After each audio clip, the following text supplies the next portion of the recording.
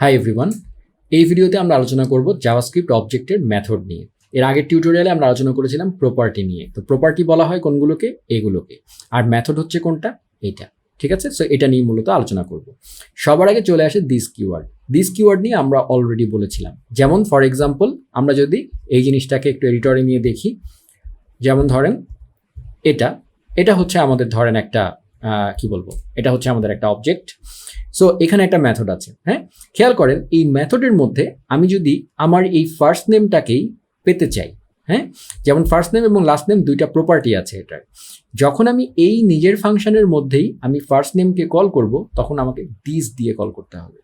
ঠিক আছে, কারণ আমি বলেছিলাম আমি নিজেকে এই বলেই মানে চিন্তা করব। সো আমার যে পার্সনটা, সেই পার্সনটার অ্যাকচুয়াল পার্সন নাম হচ্ছে জন এবং ডো, এবং তার ফুল নেম মানে তৈরি করার সময় আমরা দিস ডট ফার্স্ট নেম দিয়ে করব। কারণ কি, দিস মানে হচ্ছে এই আমি নিজে। হ্যাঁ, সো নিজেকে আবার পার্সন ডট ফার্স্ট নেম বলার তো কোনো মানে হয় না। That's why this. তার মানে দিস হচ্ছে কি, দিস হচ্ছে এই পার্সন অবজেক্টটাই বা ওনার অফ দিস অবজেক্ট আর কি, সেটা এখানে সেইটাই বলা হয়েছে। এই যে এখানে সেই জিনিসটাই বলা হয়েছে। JavaScript methods are actions that can be performed on objects। বোঝা যাচ্ছে এই JavaScript method is a property containing a function definition। So এটা দেখতেই পাচ্ছেন যে একটা প্রপার্টি দিয়েছি আমি ফুল নেম নামে এবং একটা ফাংশন ডেফিনেশন আছে। ঠিক আছে, সো অবজেক্টের যে সিনট্যাক্স প্রপার্টিতে যেরকম কোলন দিতে হয় সেইটুকু ঠিকই থাকবে, তারপর একটা ফাংশন ডিক্লারেশন এভাবে আছে। হ্যাঁ, আচ্ছা, এইটা এখানে বলা হয়েছে। আচ্ছা, methods are functions stored as object properties। আচ্ছা, accessing object methods, you access an object method with the following syntax। এই যে আমরা যেভাবে কোনো একটা অবজেক্টের প্রপার্টি অ্যাক্সেস করতে পারি, যেমন আমি যদি ফুল নেম ফাংশনটাকে কল করতে চাই, তাহলে আমি সিম্পলি একটু প্রিন্ট করার জন্য console.log লিখে নিই এই, এবং যেভাবে আমি মেথডকে কল করি, হ্যাঁ, প্রপার্টিকে অ্যাক্সেস করি, সেইভাবে আমি ফুল নেমকে এটাকেও অ্যাক্সেস করবো। যেহেতু এটা একটা ফাংশন, তাহলে এটাকে আমাকে কল করে দিতে হবে। কল করে দিলে সে রিটার্ন করবে কি, ফার্স্ট নেম মানে জন, তারপরে একটা স্পেস দিবে, তারপরে ডো দিবে। সো এটা যদি আপনি করেন তখন আপনি আউটপুট পাবেন। সরি, আমি ফুল নেম বানানটা ভুল করেছি। এই যে জন ডো। সো সেটাই এখানে বলা হয়েছে। You will typically describe full name as a method of the person object and full name as a property. Okay, দেখেন খুব সুন্দর একটা জিনিস যে এই যে ফুল নেম, এইটা কিন্তু আমার অবজেক্টের প্রপার্টি। হ্যাঁ, এটা কিন্তু মেথড না। মেথড কোনটা? এই যে যখন আমি ফুল নেম এই ফাংশন সাইন সহ দিচ্ছি, তখন সেটা হচ্ছে মেথড। এখানে সেটাই বলা হয়েছে আর কি। ঠিক আছে, this example accesses the full name method, যেটা আমি অলরেডি দেখালাম। If you access the full name property without the এইটা, হ্যাঁ, it will return the function definition. আচ্ছা, গুড। সো এখানে ধরেন আপনি কোনো কারণে এটা দিলেন না। সো আপনি যখন এটা দিচ্ছেন, তার মানে কি, আপনি ফুল নেম প্রপার্টিটা চাচ্ছেন। প্রপার্টিটা কি আসলে? প্রপার্টিটা হচ্ছে একটা ফাংশন ডেফিনেশন। সো আপনি যখন এটা দিবেন, দেখেন আউটপুট কি আসে, জাস্ট ফাংশনের বডিটা পাবেন আপনি, যা আপনার স্ট্রিং আকারে, মানে একদম স্ট্রিং এর মতো। হ্যাঁ, সো পুরো ফাংশন বডিটা আপনাকে সে দিয়ে দিয়েছে। সো ফাংশন ইটসেলফ সেটা আপনাকে দিয়ে দিয়েছে। সো এটা অ্যাকচুয়ালি, যদি আপনি এটা কিন্তু স্ট্রিং না, বাই দ্য ওয়ে, এটা কিন্তু প্রশ্ন করা হয় যে ইজ ইট এ স্ট্রিং। হ্যাঁ, আমরা জানি টাইপ অফ, রাইট? সো আমি যদি টাইপ অফ দেই, খেয়াল করেন এখানে কি আসে, এটা একটা ফাংশন কিন্তু। হ্যাঁ, সো টাইপ অফ দিলে এটা একটা ফাংশন। সো তার মানে এটা কিন্তু স্ট্রিং নয়।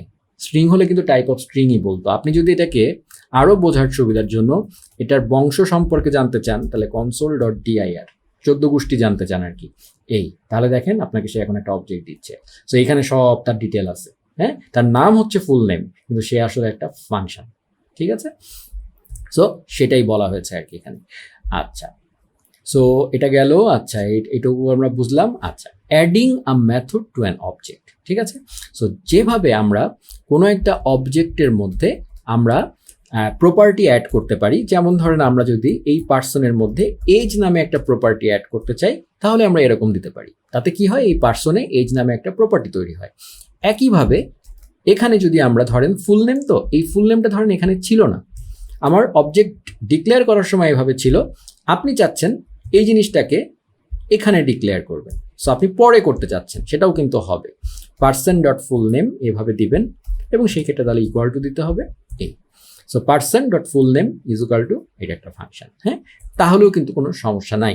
এবং এক্ষেত্রেও আপনি তাহলে ওইটার মধ্যে চলে গেছে ফাংশনটা, এবং আপনি চাইলে পার্সন ডট ফুল নেম একইভাবে কল করতে পারেন, it will also return John Doe. So সেটাই এখানে বলা হয়েছে ইউজিং বিল্ট ইন মেথডস। আচ্ছা, this example uses the to upper case method of the string object, যেটা আমি একটু আগে আপনাদেরকে এক্সাম্পল দিয়েছিলাম, to convert a text to upper case, তাই না? এটা আমরা একটু আগে দেখেছি, এর আগের টিউটোরিয়ালে দেখেছি, আমরা প্রোটোটাইপ বোঝানোর সময় আপনাদেরকে দেখিয়েছিলাম। সো এখানে বলছে এই যে দেখেন, সে যেটা বলছে this example uses the to upper case method of the string object to convert a text to upper case. আচ্ছা, the value of x after execution of the code will be এটা, বুঝলাম। পার্সন ডট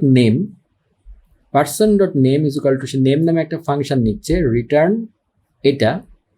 আচ্ছা, ওকে, এখানে ছোট্ট একটা example দিয়েছে আর কি, using built in methods. মানে আপনি চাইলে এই মানে সে যেটা বলতে চাচ্ছে যে আপনি চাইলে এই যে জায়গাটার মধ্যে, হ্যাঁ, একটা আননেসেসারি এক্সাম্পল যদিও এখানে, তারপরেও মানে বলে নেই যে আপনি যেটা এখান থেকে যেটা রিটার্ন করছেন, দিস ডট ফার্স্ট নেম, সেটা কি একটা স্ট্রিং, তারপরে আপনি কনক্যাটিনেশন হবে তাহলে এখানে, তাহলে জন ডো মানে এই রেজাল্টটাও একটা স্ট্রিং, তাই না?